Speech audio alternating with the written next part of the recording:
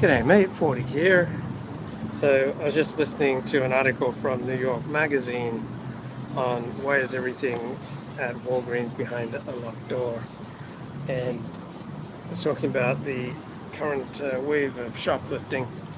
And it had the observation that every booster, so apparently a booster is someone who steals on a regular basis, then sells the stolen goods to a fence to someone who then sells it usually online. And so this observation in the New York Magazine article was that every booster, right, was a drug addict. So let's just say, for argument's sake, that every booster is a drug addict. Then it seems like it would be appropriate to talk about shoplifting and the like, primarily in terms of sick or that these people are addicts. If they weren't stealing from stores, then they'd be doing something else heinous to feed their habit. And so maybe not looking at things through the moral lens, but looking at things in terms of sick and healthy versus moral and immoral. Maybe that would be appropriate. So normally I'm the type of bloke who looks at shoplifting and thinks, oh, that's highly immoral, that's terrible, how can anyone do that, that's immoral. But maybe the psychological, therapeutic, 12-step approach of looking at this kind of behavior as sick versus healthy, maybe there's something to that. If that works, all right, my moralistic Judaic Anglo heritage wants to say moral, immoral. But if it's more accurate to talk about sick and healthy, I mean, if it's more useful, if that's getting more down to the nub of what's going on, then who am I to argue against it? So I had a good night's sleep last night. It is currently Thursday afternoon, January 19th, 2023 here in Sydney, 4:16 p.m. And I had a good night's sleep last night. And I want to explore the Royal National Park, which is a national park about 20 miles south of Sydney. It's about an hour and a half usually by public transport. So many of the attractions not so easily accessible if you're just going to take public transport down there. So I wanted to get down to Otford, which is on the way to Wollongong, and it's fairly close to the beach. I heard it's a nice 12-kilometer walk to Burning Palm Beach. And anyway, because it was raining and drizzly all morning, the electricity went out on the line, so our train had to stop at Waterfall, which is about 6 miles short of Otford. So I got out there, found a trail, just started blazing trails, exploring trails, and so I got up early. I'd left the house before 7 a.m. and I was still pumping with adrenaline. There's a light drizzle coming down as I'm tackling the open trail about 9:30 a.m. And then, because I had a good night's sleep, it's just kind of interesting to watch the trajectory of my willpower and my thinking. So it's kind of a cool day here. It's about 63 degrees here. It's about 17 degrees Celsius. So as I'm blazing down this unfamiliar trail, there's absolutely no one around hiking. I hiked for 2.5 hours before I saw a single person. And it was interesting just to see my willpower and the acuity of my thinking just steadily drop as I became more and more fatigued. So for the first 30 to 60 minutes, I was powered by enthusiasm, powered by excitement, powered by the unfamiliar. Here I am exploring this national park. There's absolutely no one around. Am I going to run into a serial killer? And I sent a ping of my location to a family member so that at least they'd know where to find the body. And then after about an hour of walking, right, and we're talking terrain that's up and down, it's not just walking. Notice a little fatigue starting to set in, and the excitement level dropping, and the willpower kind of dropping, and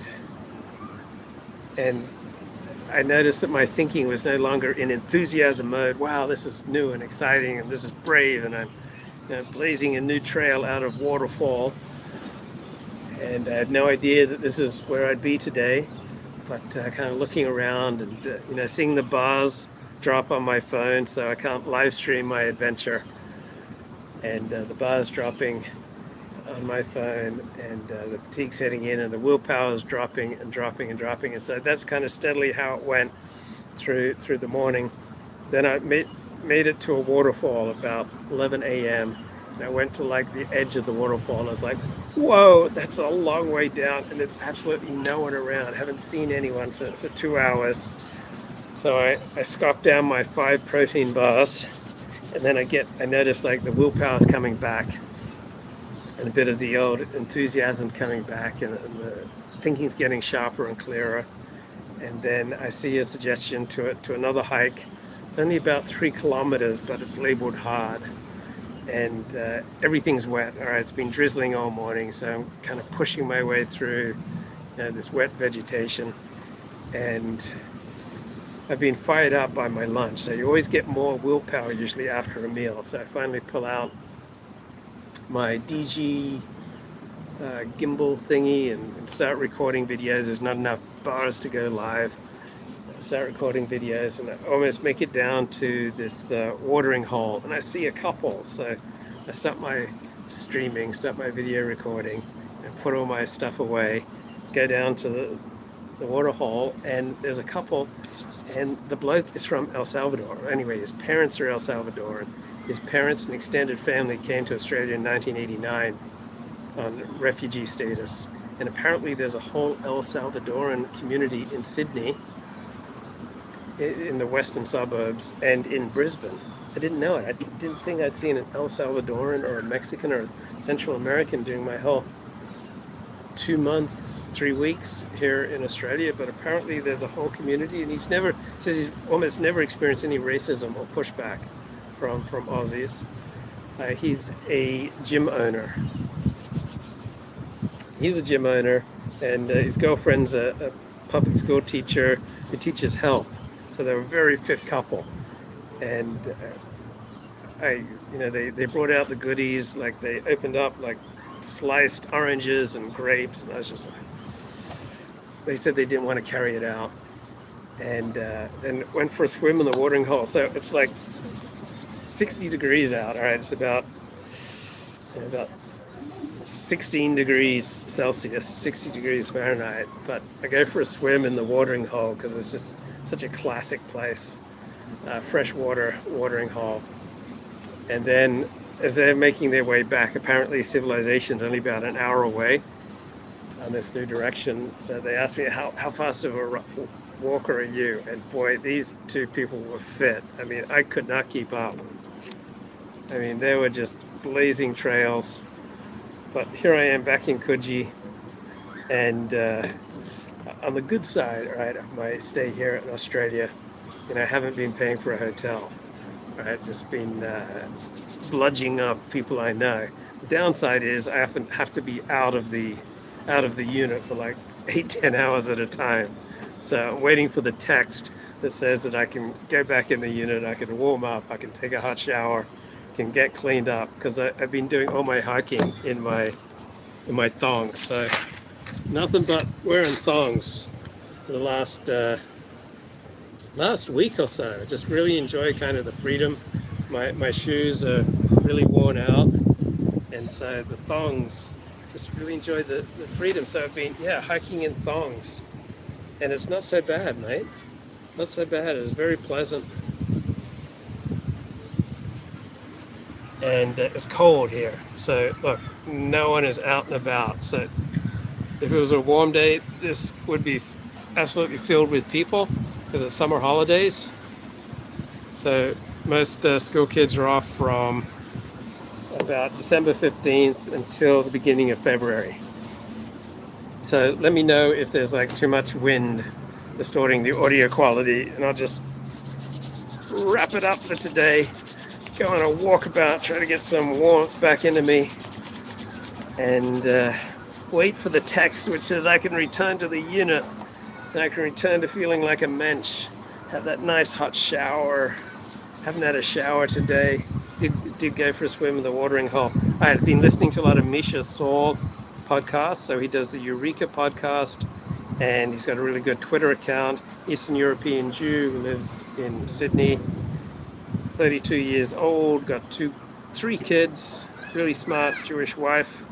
That wanted to be Jewish, like a lot of people. And this is his conversation with Razib Khan, so the blogger who specializes in genetics. Here he's talking about genetics and the history of the Jews. Stayed in Spain, and we'll get into that. So they show up in the Netherlands now. Some of the people that went to the Netherlands, they had connections actually with people in the Ottoman Empire.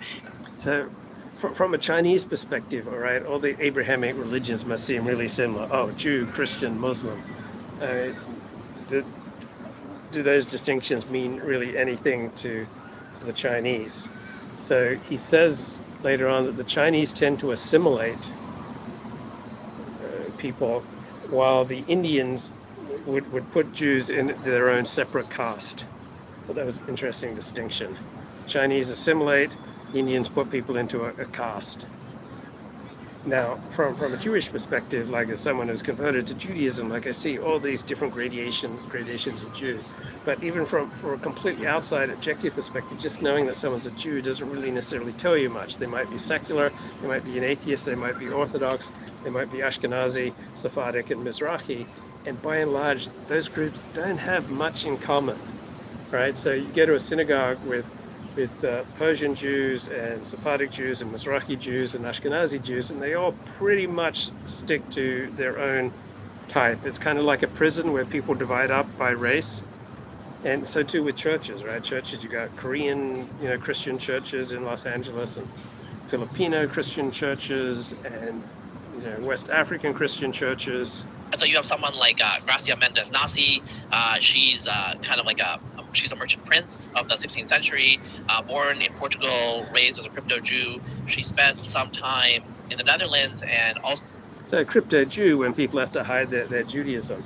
So there's a whole spate of anti-Jewish attacks, leaving people sometimes in a wheelchair, paralyzed. A Jewish kid had been so beaten down and bullied that he committed suicide. So when you have a spate of anti-Jewish attacks, then it would make sense that people would be, say, less likely to wear a yarmulke, be less visible. But during safer times, people are going to feel more free to express their quirky minority perspective. So prior to the 1960s, there was a strong pressure in Australia and in the United States to assimilate to the dominant mainstream culture.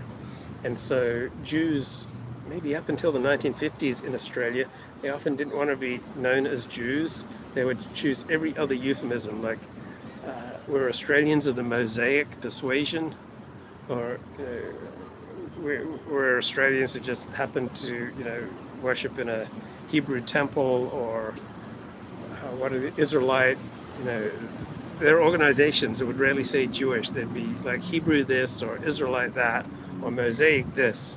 So I'm not sure, I don't think it was the same way in the United States, but in Australia up until about the 1960s, those Jewish organizations didn't seem to want to go down as Jewish, as like Hebrew, Mosaic, Israelite, right? So when there's a bigger price to pay for not being mainstream, right, then people tend to start hiding. Can you hear the crashing of the ocean waves in the background?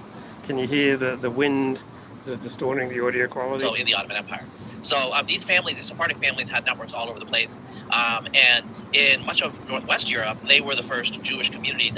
So the Sephardic Jews used to be the elite Jews. So I'm not exactly sure when the Ashkenazi Jews became the dominant Jews. I think probably 16th century. So Maimonides was Sephardic, I believe Rashi was Sephardic.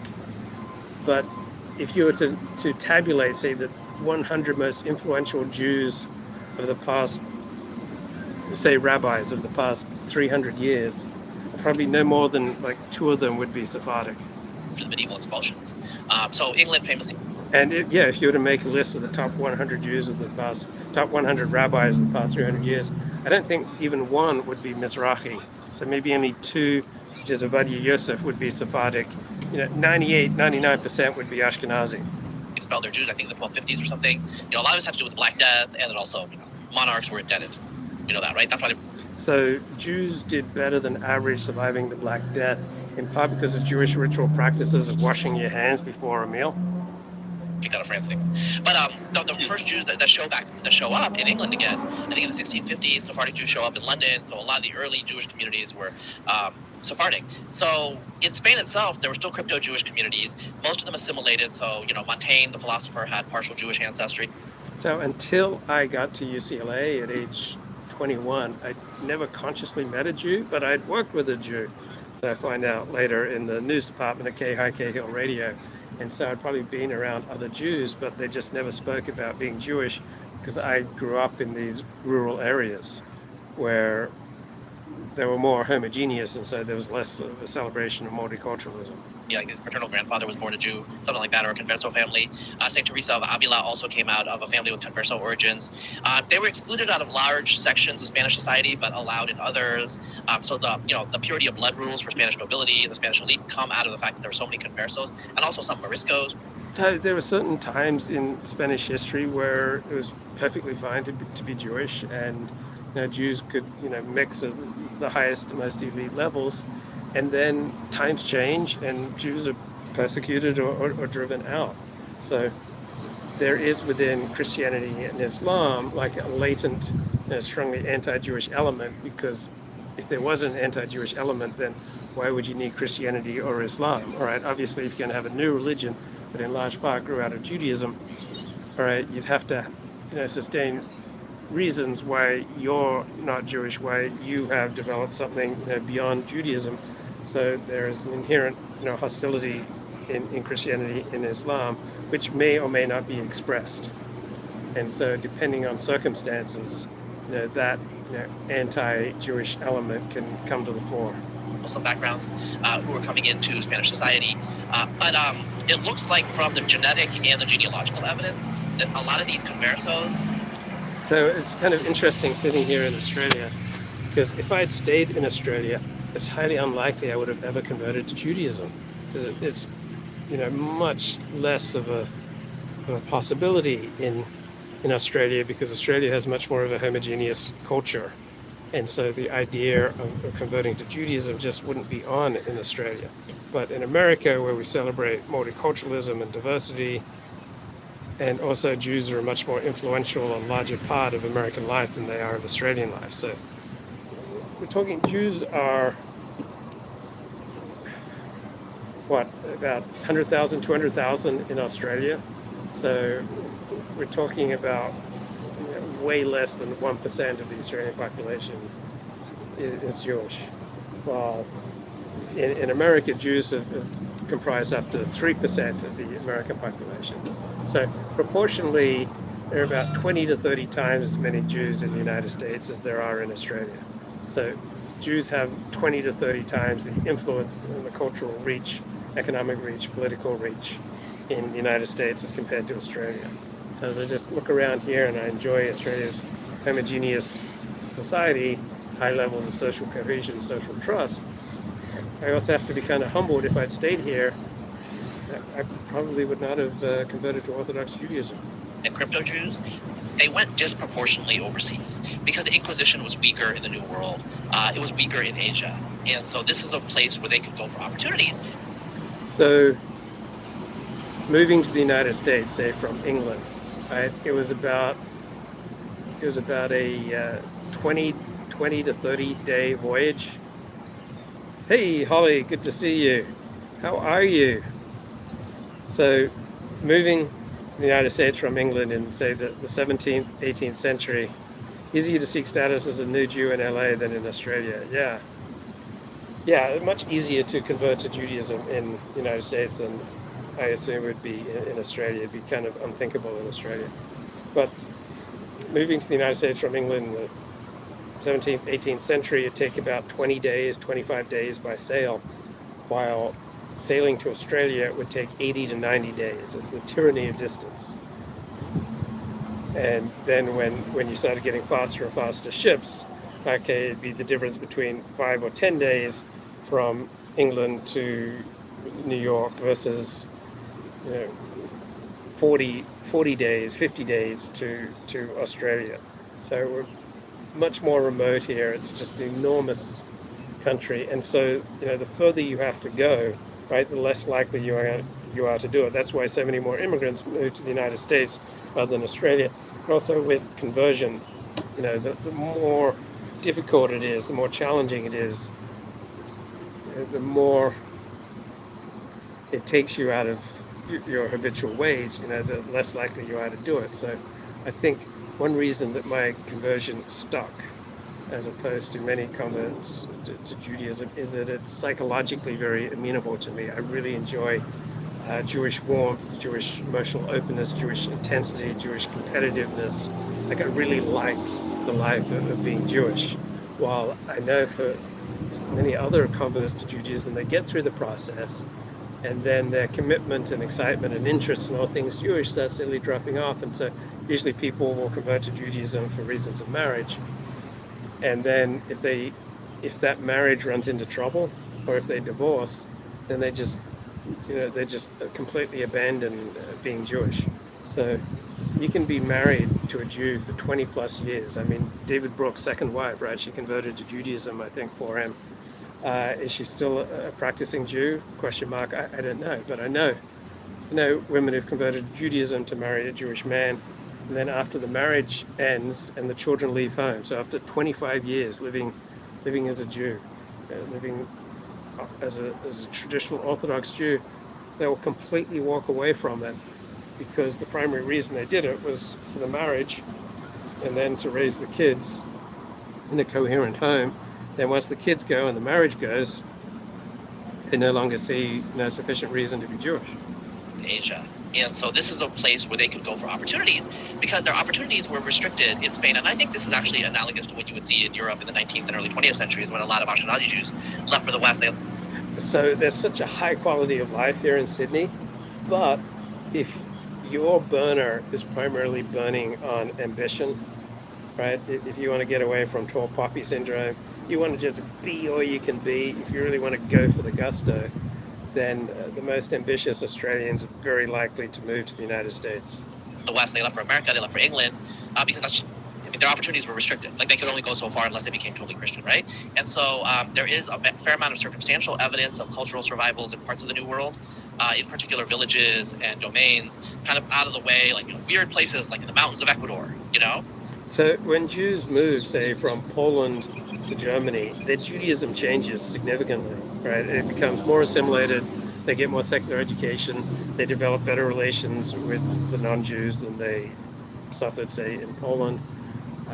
Jews move from Germany to England, it changes again, usually in a more assimilated direction. When Jews move from England then to New York, it changes again. When they then move from New York to California, it moves again. So the geography and culture that surround Jews, or any minority group, Muslims too, I'm sure, right, are going to be profoundly affected by the geographic location and the culture in which they operate. So, LA Jews are a very different type than, say, New York Jews, right? Much more assimilated, much less ethnic, much less religious. Compared to New York, and New York, say, compared to Eastern Europe, right, night and day. It's like in the mountains of Ecuador, they have Sephardic Jewish practices. They didn't know it was Sephardic Jewish practices until, some. So there's no inherent reason why you cannot maintain Judaism in the mountains of Ecuador, but Judaism is one of those things that you can't really practice alone. You have to be part of a community, and community needs like a kosher butcher. It needs a mikveh so that married women can dip once a month and before they reunite with their husbands. You need Jewish education. Okay, you get away from those institutions, right, and you will naturally just start assimilating. So the most traditional, the most Orthodox Jews live in Melbourne overwhelmingly. Sydney Jews are entirely far more assimilated, far more secular. So I can listen to someone who is like driven to synagogue and then castigating other Jews for not, being sufficiently rigorous about keeping kosher. So for an Orthodox synagogue in Los Angeles or New York, I mean, the idea of like publicly announcing that you drove there to synagogue, that just wouldn't be on, because overwhelmingly Orthodox Jews don't drive. But Sydney is much more assimilated. But compared to Brisbane, like Sydney's traditional, all right, Brisbane Jews are far more assimilated than Sydney Jews. So the further you get from traditional community, traditional communal institutions, like the more likely you are to assimilate. Some Jewish tourists or anthropologists or scholars showed up and they're like, these are clearly Jewish practices. And then you get the DNA, and the geneticists are like, yeah, these people are about like 10 to 15% Sephardic Jewish. Like they mix with the. I think you're right about the Colombians in that event where there are. So people aren't also just their genetics. So you can take, pure Ashkenazi genetics, transfer those people to Ecuador, and their Judaism is going to steadily diminish, and they're going to intermarry, and the genetics will be changed by the new culture and environment that they're in. So Falashan Jews from Ethiopia, right? They don't have any identifiable genetic markers of being Jewish. But for largely political pragmatic reasons, by American Jews who wanted to show to the world, see, Zionism isn't racist, we just brought in 120,000 Ethiopian Jews.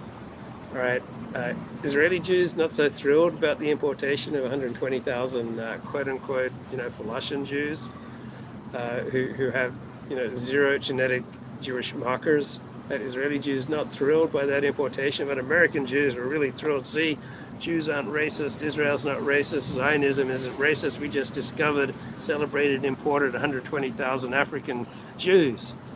And Falashan Jews haven't generally assimilated into Israeli life. They seem to have all the same problems that African Americans have in America.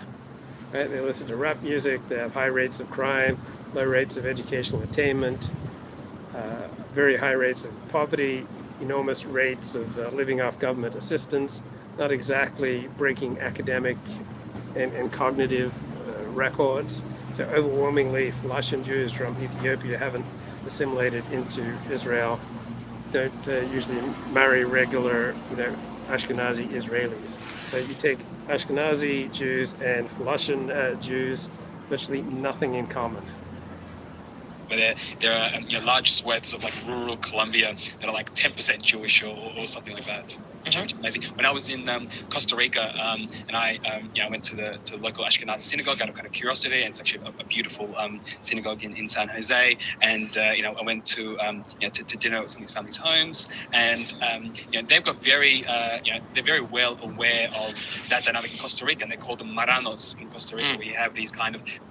So Michael Fomento, wow, what a adventurous and torturous path that he's been on, like a downward spiral over the past 15 years. He moved to Colombia, and I think he's Jewish by genetics, but he doesn't practice much Judaism, and but he went to a synagogue in Colombia, and someone invited him home just kind of as an obligation. But he felt very, disconnected from the Jewish community there. So when people, extend hospitality to you by obligation, you can't really expect any further bonds to develop from that. Crypto Jews basically going to Costa Rica and doing the same thing. So I imagine the story is replicated across the Latin and the Latin world and the New World. I was just reading a book, Fire and Blood, by Fernbach, I'm probably mispronouncing his name, which is a story about the history of Mexico, basically. And it talks about the Inquisition waxing and waning in terms of strength in Mexico, kind of depending. And there was one event where some crypto Jewish noble family were a little bit too aggressive with their, pro-Jewish proselytizing, and they basically burned him in a square as a result. But that was kind of more the exception to the rule. I think you tend to. Yeah, so if an individual's Christianity waxes, or if their Islamic identity waxes, then they're more likely to have negative views of outgroups, right? And so when there was Christian fervor, and there was a minority Jewish individual celebrating their Judaism, that's not going to go over too well. I mean, you see this with gays who are really into their gay identity. They have all sorts of derogatory terms for straight people. be a lot more relaxed. I think I remember reading with Portuguese. I was surprised at the number of conversos among their conquistadors as well. I think De Gama, from memory, was a Jewish convert and the like. So you're kind of seeing this. Both in terms of all the conquistadors launching and everyone kind of trying to find a new home, you're seeing probably a disproportionate number of. So someone who converted to Judaism, and just empathizing then with these Jews who converted to Christianity, there is something of a sense when you convert of being homeless in two camps, right? You haven't like fully established yourself in your new identity, but you've largely lost your old identity. So many of the people that I grew up with, they found it horrifying when I converted to Judaism and just like completely ended, that relationship. And you then step into this new world of Judaism, and it will be a reflection of your psychology. So if you're like a self-doubting person, if you're an anxious person, if you a lot of tendencies to fear, and you wonder, do I really fit in here? Does anyone like me? Does anyone care for me? Do I belong? So yeah, I've had some of that when I was going through those down periods in my thinking. Just express itself vis-a-vis my Jewish identity. And as I whined to my therapist one day about synagogue, I said, sometimes I sit there and wonder, does anyone, care for me? And he had the greatest rejoinder. He said, well, do you care for anyone there? So when I'm happy in myself and I feel like I'm going in a good direction in my life, then I naturally tend to care about other people, and fear and anxiety and concern about my identity tend to diminish. But when I'm like struggling in life, then the fear and the anxiety comes to the fore, and caring about other people no longer seems to be a high concern. But when I'm happy, when I'm feeling good, then I'm naturally concerned about other people, and I naturally want to be helpful and generous and kind, which then helps me to connect with other people and build those identities and connections and sense of community. So yeah, I see outside of me what's going on inside of me. Of converted Jews following the expulsion. Yep. Yeah, I mean, they went where opportunity was and where they could make the most of their talent. So in hindsight, this all makes sense. But yeah, I mean, that's true for people generally. We go where there's opportunity. We grow towards the sunlight. We grow towards what gives us attention, what gives us a feeling that we're doing something that we're good at. Like, why do I live stream? I feel like I'm good at it. I enjoy like the repartee with the chat. Otherwise I could be pumping weights right now, or working on my internet commerce business, or marketing, or we do what we're good at. We grow in the direction of our talents. So we have genetic talents, and then we have often instigating events in life that make us realize, hey, I'm really good at this, I really enjoy this, and so we just do more and more of it. So why do people do what they do? Because they're good at it and they enjoy it, and there are opportunities there. The issue is, as I think allude to it in my Sephardic piece, some Western anthropologists in the 20th century were like, oh, well, this is actually because they don't like being indigenous. And they want to identify a source of ancestry that's pure. So yes, so like what they're saying, and like I think a lot of Jews will find this funny, that like some in parts of Latin America, it's like if you're Jewish, that means you have no indigenous or African ancestry. Oh, it's a status thing. Yeah, you're pure white blood. Yeah, So exactly. Yeah, status.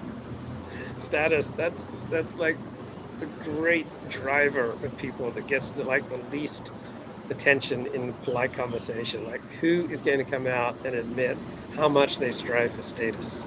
Right? Who's going to come out and admit that they're choosing clothing, choosing friends, and choosing work, choosing accommodations, choosing a car, choosing hobbies, choosing books that they're reading, choosing podcasts, choosing political affiliations, newspaper and magazine subscriptions, in large part based on their desire to achieve a certain status. But very few people can be open and honest about how much striving for status dominates their lives, but it's an inherent part of life. And that might be true, but now the genetics actually does confirm that they do have Jewish ancestry, so it's not just made up, So there was a period in the 20th century where if you read the scholarly literature, they're like, oh, this is obviously just fabulism. partly driven by like just myth making and mythology. And it's not just purely myth making mythology. There's like a real kernel of deep truth there that there were disproportionate number of Sephardic Jewish people that. So what's interesting is to discover like what is sacred to you. You know, it may not be obvious, and so you'll find out what's sacred to you by what gets you upset. So, for example, Black Lives Matter and support for Black Lives Matter. You know, that gets me upset. So this is a surfing blouse. No, I like long sleeve T-shirts. So that's what this is. It's a long sleeve T-shirt. So I often notice.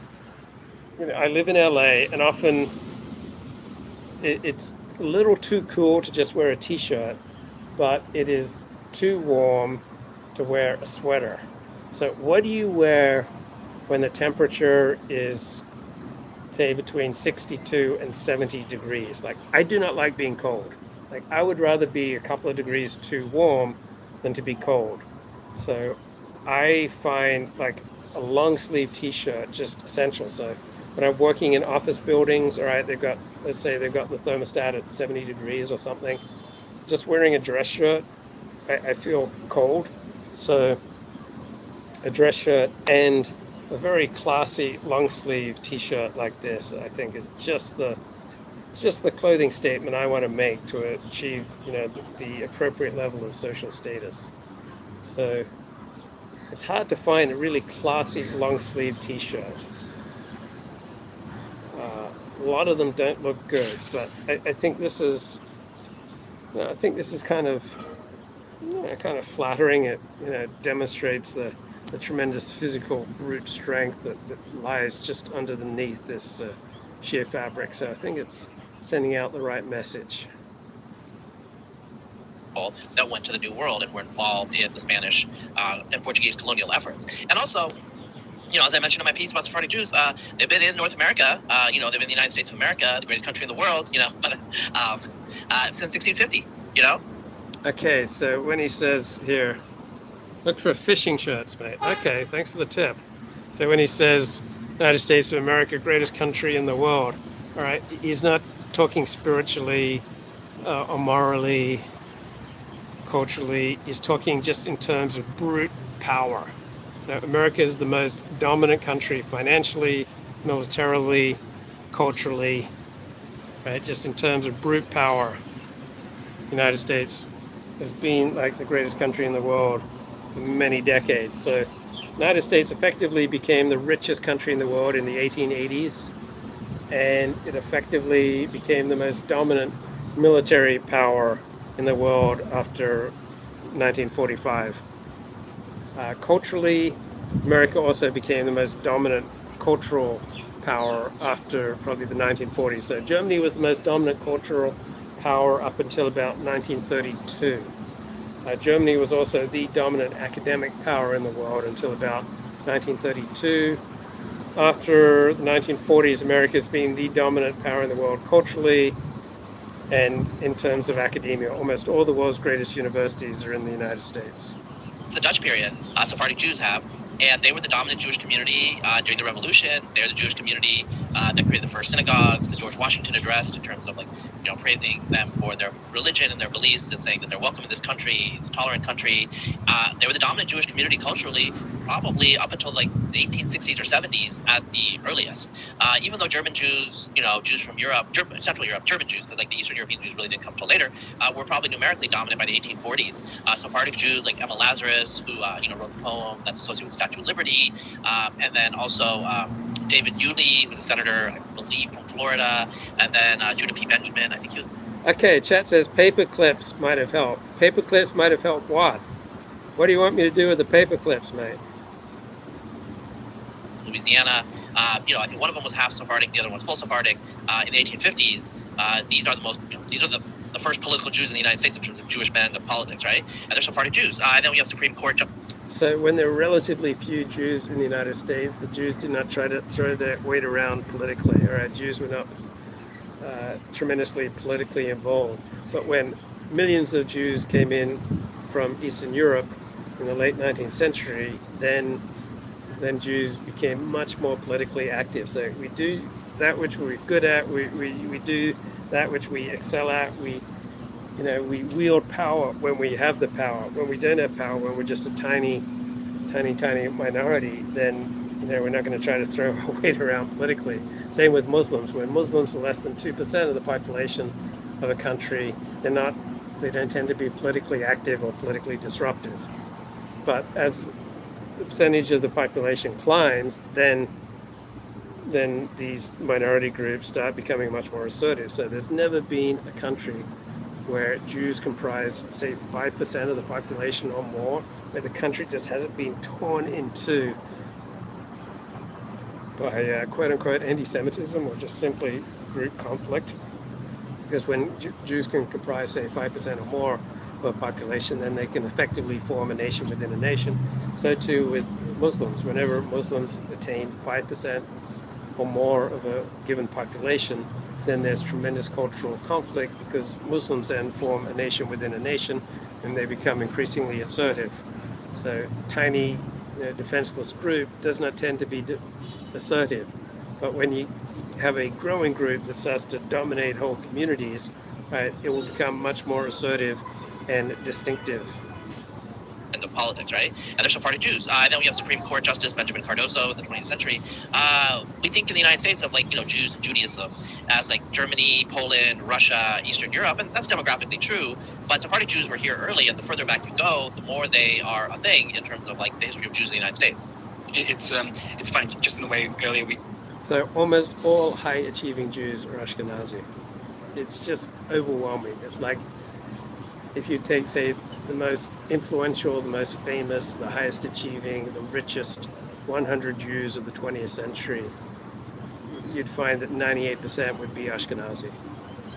And just in the way earlier we talked about kind of Sephardi Jews going to Morocco and absorbing the ancient Jews of Morocco, in a similar way, you've kind of got a story about Sephardi Jews being on the ascendancy in, say, New York and the US, and then the Ashkenazim coming in and kind of just culturally dominating. You're seeing this waxing and waning across the world in different, and so that's not a uniform story. So what I find really interesting about your pieces, a lot of Jewish ascendancy is basically comes down to hitching, the wagon.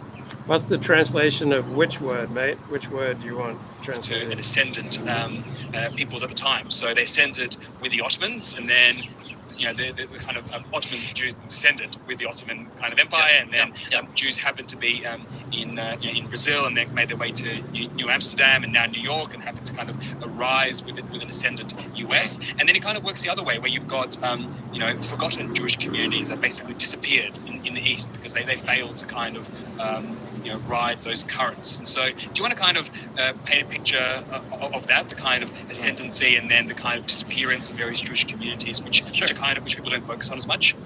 Yeah, well, I mean, so for example, the Islamic world obviously had a lot of Jews before 1956. I think, a lot of the expulsions date to the 50s, and whatnot.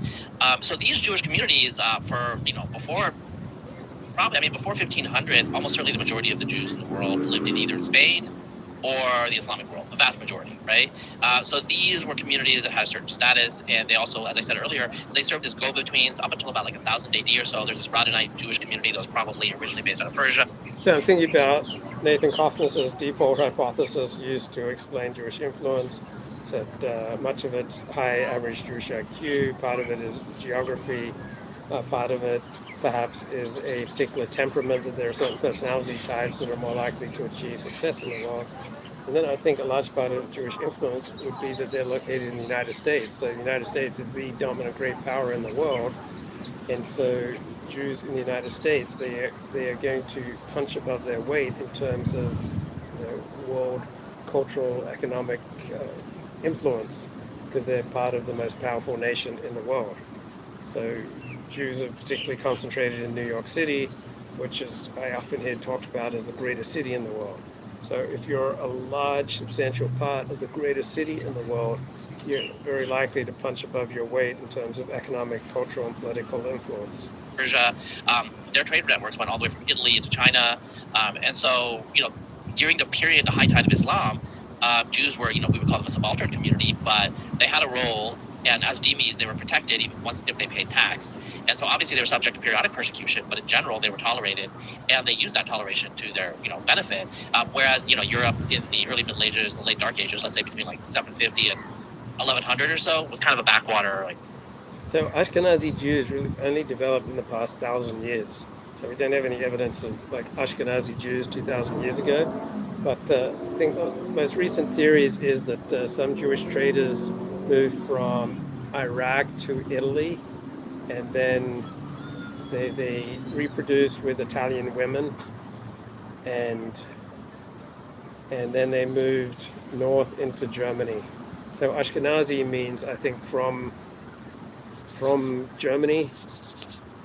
That's the origins. But they only came to prominence starting in about the 13th century, and by the 15th century, the majority of Ashkenazi Jews, or virtually all in Europe, were earning their living via white-collar means, which is absolutely extraordinary.